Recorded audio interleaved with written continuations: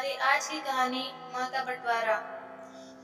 माँ, अब आपका इस तरह से अकेले रहना ठीक नहीं है। हम दोनों तो शहर में रहते हैं और अब पिताजी भी नहीं रहे, तो आप हमारे साथ में शहर चलिए, ताकि आप हमारे साथ रहेंगी तो हम दोनों भी बेफिक्र रहेंगे और अपना काम कर पाएंगे। बड़े बेटे आनंद ने अपनी माँ से कहा। हाँ माँ, भैया ठीक कह रहे हैं। हम लोग अपनी नौकरियों में व्यस्त रहते हैं तो बार बार गांव भी नहीं आ पाएंगे। आप साथ में रहोगे तो अपना काम कर पाएंगे, वरना इतनी दूर तो आना संभव ही नहीं है। छोटे बेटे सचिन ने भी हामी भरी। सरस्वती देवी निढाल सी दोनों बेटों की बात सुन रही थी और पर उनकी बुद्धि काम नहीं कर रही थी। अभी 15 दिनों पहले ही पति का निधन हुआ था और अब तक वो इस सदमे से उभर नहीं पाई है। 40 साल का हर पल का साथ था, कभी सोचा नहीं था कि इस तरह से भी बिछड़ जाएंगे। राजेंद्र बाबू बड़े ही सरल स्वभाव के थे, किसी की भी बात जल्दी से मान लेते थे, दूसरों के दुख दर्द को समझते थे, सभी की मदद किया करते थे। उनकी प्रशंसा चारों ओर होती थी। घर परिवार रिश्तेदार राजेंद्र बाबू सबके प्रिय थे। परिवार में उन्होंने जो बोल दिया वो सर आंखों पर होता था। दोनों बेटे आनंद और सचिन भी अपने पिता का पूरा सम्मान करते थे। वो अपना खेत संभालते थे और उसी की फसल को बेचकर दोनों बेटों को पढ़ाया और उनकी शादी की। जब भी दोनों बेटे शहर से आते थे, उनको भरपूर प्यार मिलता था। सरस्वती जी उनके आने का नाम सुनकर उनकी पसंद के पकवान बनाने में लग जाती थी। बड़े प्रेम से बनाती और खिलाती थी। बेटों के आने की खुशी में वो सब भूल जाती थी, अपने घुटनों का दर्द और आंखों का धुंधलापन। राजेंद्र बाबू की खेती बाड़ी का अच्छा काम था। 2-3 खेत थे और अब वो बैठे बैठे काम कराते थे। उम्र के साथ अब उनसे ज्यादा काम नहीं होता था, तो उन्होंने खेत पर काम करने के लिए कुछ लोग रख लिए थे। जीवन अपनी गति से चल रहा था। दोनों बेटे और बहू उन्हें शहर बुलाते थे, पर उनका मन तो अपने गांव में ही रहता था। यहाँ के रहन सहन खान पान के वो आदी हो गए थे। अच्छे भले दिन निकल रहे थे। एक रात राजेंद्र बाबू छत पर टहल रहे थे। अचानक पैर फिसला, सिर के बल नीचे आ गिरे और वहीं उनके प्राण निकल गए। सारा परिवार उन्हें संभालने आ गया। सरस्वती जी का रो रो का बुरा हाल था। दोनों बहुओं ने संभाला और दोनों बेटों ने सारे क्रियाकर्म कर दिए। अब बच्चों की भी पढ़ाई है और हमारा ऑफिस भी। बस इसी वजह से दोनों जाने की जल्दी मचा रहे थे। सरस्वती जी अपना घर और गांव छोड़कर जाना नहीं चाहती थी और बेटे यहाँ रुक नहीं सकते थे। वो बेटों से बोली, तुम लोग चले जाओ, मैं रह लूंगी। फिर ये घर और खेत भी तो है, इनको ऐसे कैसे छोड़कर जाऊं? 40 साल की गृहस्थी का सामान है, मेरा शहर आकर रहना तो संभव नहीं है। आनंद ने कहा, वो हम बाद में आकर देख लेंगे। अब पिताजी नहीं रहे तो आप अकेले यहाँ कैसे रहोगे? सचिन ने भी हामी भरी तो वो कुछ समय के लिए गांव छोड़कर शहर जाने को राजी हो गई। अब उन्होंने मन बना लिया तो दोनों बेटे आपस में उलझ पड़े कि आखिर माँ किसके पास रहेगी। घर परिवार का, खेत गहनों का तो बंटवारा कर लेंगे, पर माँ का बंटवारा कैसे करेंगे? दोनों की पत्नियां ये सब देख रही थी तो आनंद की पत्नी गुंजन बोली, हम एक साल के लिए माँ को रख लेते हैं। तभी सचिन की पत्नी अंजलि बोलती है, ना बाबा, 1 साल तो काफी लंबा हो जाएगा। हम लोग का घूमने फिरने का भी तो रहता है। 1 साल तक लगातार तो मैं नहीं झेल पाऊंगी। अच्छा तो 6-6 महीने का रख लेते हैं। गुंजन ने फिर कहा, भाभी ये भी ज्यादा हो जाएगा। 6 महीने में मुझे मायके भी जाना होता है और मेरे मायके से भी कोई न कोई आता रहता है, उनके लिए भी तो घर में जगह चाहिए।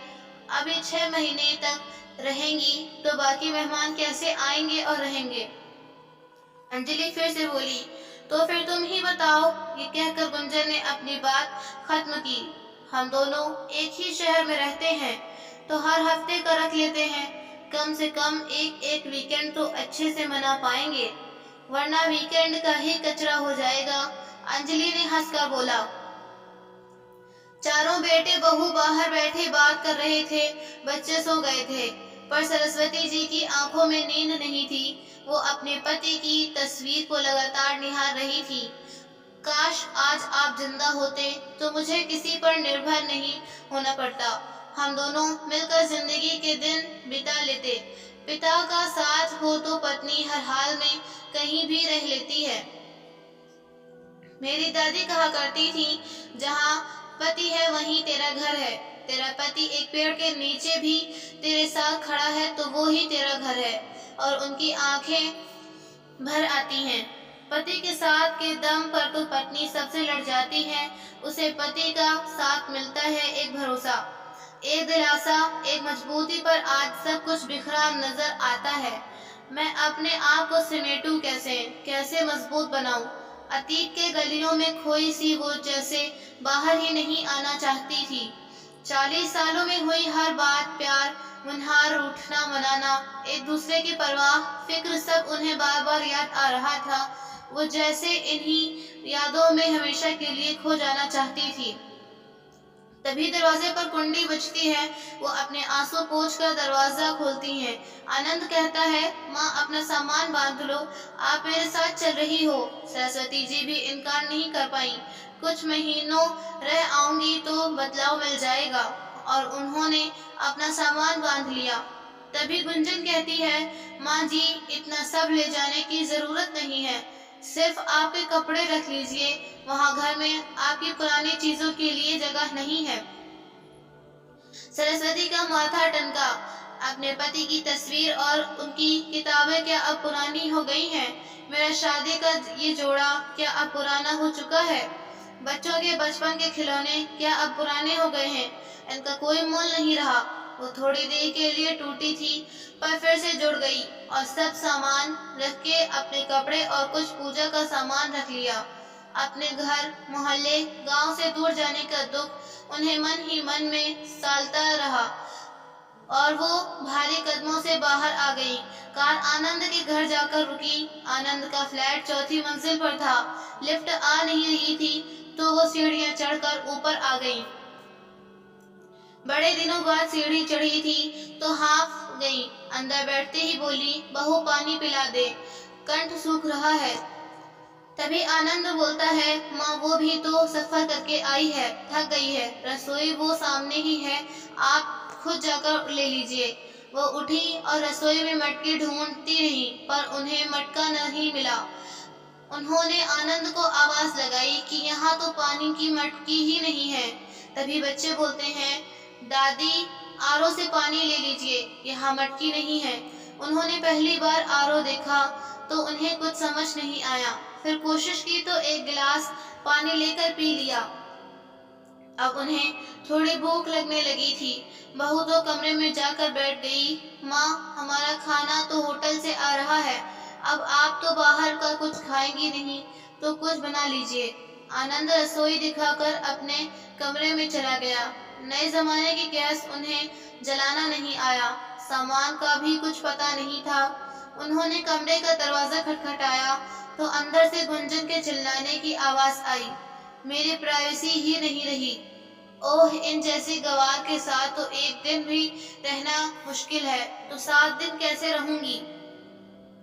इन्हें इतना भी नहीं पता है कि जब बेटे बहू कमरे में हो तो दरवाजा खटखटाते नहीं हैं। सरस्वती जी ये सुनकर सुन्न हो गई। अपने थैले में थोड़े चने रखे थे, वो ही निकाल कर खा लिए और बाहर ही कमरे में लेट गई। थोड़ी देर बाद दरवाजे की घंटी बजती है। होटल से खाना आ जाता है। आनंद खाना और बच्चों को लेकर कमरे में चला जाता है और सरस्वती जी बाहर ही लेटी रहती हैं। शाम को कमरा खुलता है। आनंद, मैं कहाँ पर अपना सामान रखूं? आप इधर स्टोर रूम में रख दीजिए। और वो टीवी देखने लगता है। गुंजन दिन भर थकान उतारने के बाद रात को मैं जाती है, बहू मैं कुछ मदद करवा दूं। वो थोड़ी मदद करवाती हैं। रात का खाना खाकर वो सो जाती हैं। अभी तो आए 1 दिन भी नहीं हुआ और बहू बेटे को वो भारी लगने लगी थी। किसी तरह से 5 दिन निकल गए। सोमवार की सुबह आनंद ऑफिस के लिए तैयार होता है और बोलता है, माँ सामान पैक कर लो, मैं आपको मेट्रो स्टेशन छोड़ आता हूँ। सरस्वती जी हैरान रह जाती हैं, अभी तो आए 1 ही हफ्ता हुआ है। माँ, मैंने और सचिन ने ये बंटवारा किया है कि आप 1 सप्ताह मेरे घर रहेंगी और 1 सप्ताह सचिन के घर रहेंगी। ये सुनकर वो कुछ नहीं बोलती हैं। आनंद उन्हें मेट्रो में बैठा आता है और वहाँ उन्हें सचिन लेने आ जाता है। बड़े बेटे बहू के घर रहने के बाद वो उत्साहित होकर छोटे के घर पहुँचती हैं तो घर पर कोई नहीं मिलता। माँ, बच्चे स्कूल गए हैं, अंजलि किटी में गई है, दोपहर को बच्चों को स्कूल से लेते हुए ही आएगी। मैं ऑफिस जा रहा हूँ, रसोई में कुछ रखा होगा, लेकर खा लीजिएगा। ये कहकर सचिन चला गया। वो रसोई में गई, कैसरोल में 2 रात की रोटी अचार रखा था। ओह, बहू ने मेरे आने की खुशी में ये खाना बनाया है। और मैं जब भी ये लोग घर आते थे, पकवानों के ढेर लगा देती थी।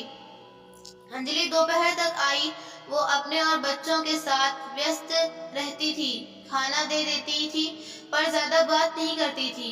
सरस्वती जी अकेले रह रह के परेशान हो गई। एक कमरे में उनकी जिंदगी कट रही थी। न बेटे बहू के पास समय था, न ही पोते पोती के पास समय था। सबकी अपनी दुनिया थी। 1 सप्ताह हो गया था तो उन्होंने आनंद को ही सचिन के घर बुला लिया और कह दिया कि मुझे तो गांव छोड़कर आ जाए, मेरा तो यहाँ मन नहीं लगता है। मैं अपने घर और खेत खलिहानों के साथ में समय बिता लूंगी। लेकिन माँ, अब घर और खेत तो हमने बेचने के लिए बोल दिया है। जो भी पैसे आएंगे हम दोनों भाई बंटवारा कर लेंगे। अभी दोनों के घर छोटे हैं तो बच्चों के हिसाब से फ्लैट लेने हैं, तो भी पैसे तो चाहिए।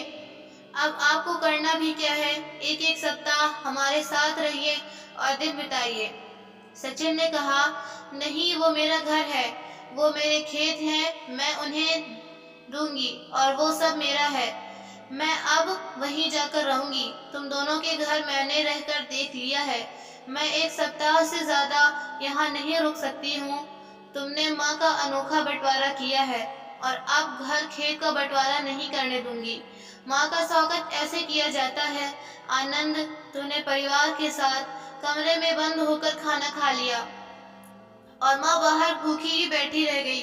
और सचिन, तूने पहली बार तेरे घर में आई तो रात की ठंडी रोटी और अचार खिलाया। जो माँ तुम सबके लिए पकवान बनाती थी, उसकी दो भी तुम पर भारी पड़ गई। तुम दोनों गांव का घर और खेत बेचकर नया घर ले लोगे। बच्चों के लिए कमरा लेने को कह रहे हो और माँ के लिए कोई कमरा नहीं। माँ तो स्टोर रूम में रह लेगी ना। ये सुनते ही दोनों भाइयों की नजरें झुक गईं। वो कुछ न कह पाए। मेरा गांव का घर नहीं बिकेगा, न ही खेत बिकेंगे। मैं अपने अंतिम समय तक वहीं रहूंगी और यही मेरा आखिरी फैसला है। मेरे जीते जी तुम दोनों ने माँ का तो बंटवारा कर दिया, पर मेरे घर और खेतों का अभी कोई बंटवारा नहीं होगा। मेरे मरने के बाद जो चाहे कर लेना। तू मेरे गांव की टिकट करा दे। मेरा तो तुम दोनों के घर दम घुटता है। मैं यहाँ नहीं रह सकती हूँ। माँ, हम कार से छोड़ आते हैं। दोनों भाई बोले, रहने दो। जो माँ को भरपेट खाना नहीं खिला सकते, जो माँ के पास 2 घड़ी बैठ नहीं सकते, वो अपने माँ के लिए कीमती समय क्यों बर्बाद कर रहे हैं। मैं चली जाऊंगी। और सरस्वती जी ने अपना सामान जाने के लिए बांध लिया। दोस्तों, पिता के जाने के बाद माँ का बंटवारा पहले होता है। माँ को कौन रखेगा, कितने समय के लिए रखेगा, इस पर बड़ी बहस होती है। लेकिन माँ की इच्छा होनी चाहिए कि वो किस बेटे के साथ और कितने दिनों तक रहना चाहती है। माँ को बंधन में बांधना उनका बंटवारा